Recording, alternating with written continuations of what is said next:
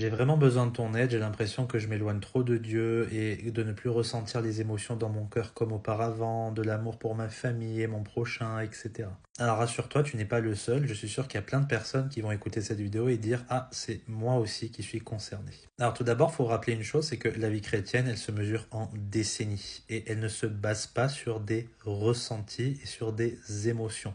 Surtout pas. Parce que ça, c'est beaucoup trop volatile. La vie chrétienne se base sur les fondamentaux de la foi, des choses qui ne changent pas, des choses qui sont solides, des ancres pour notre foi. Je dois me rappeler mon identité en Jésus-Christ. Je suis en lui, pour toujours, un enfant de Dieu.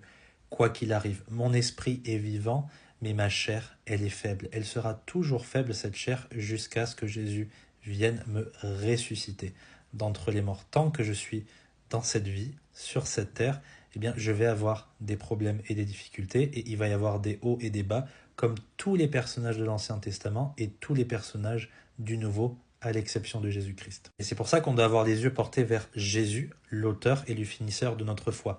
Tu sais, la marche chrétienne, c'est une marche sur un long chemin sinueux, semé d'embûches, et si tu tombes, si tu chutes, si quelqu'un te balance une pierre à la figure, etc., eh bien, c'est pas grave. Tu es peut-être tombé, mais tu as toujours les regards portés vers Jésus.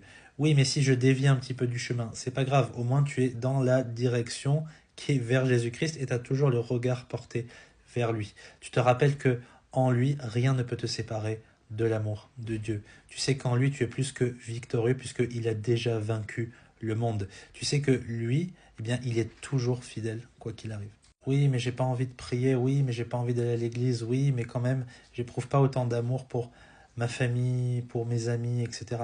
Bien, c'est pas grave. Oui, ça devrait être plus que ce qu'il le faut, évidemment.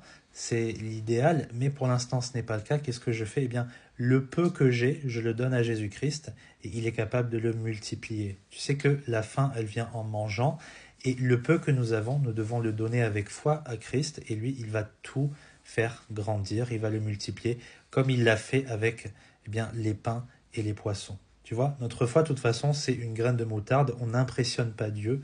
Eh bien, donnons-lui par confiance ce que nous avons et nous allons grandir dans la grâce et la connaissance du Seigneur Jésus-Christ. Et c'est comme ça qu'on va se sortir d'une période de dépression, de découragement, etc. Et dis-toi même que ce que tu es en train de vivre maintenant, eh bien, ça peut être une source de bénédiction pour d'autres personnes par la suite. Parce que quand tu seras sorti de cette période difficile, tu vas pouvoir encourager d'autres personnes en retour. Et c'est ce que faisait l'apôtre Paul. Lui qui a vécu tant de choses difficiles, eh bien, il s'en est servi pour aider d'autres personnes, pour les tirer vers le haut. Donc c'est pour ça qu'en Jésus-Christ, on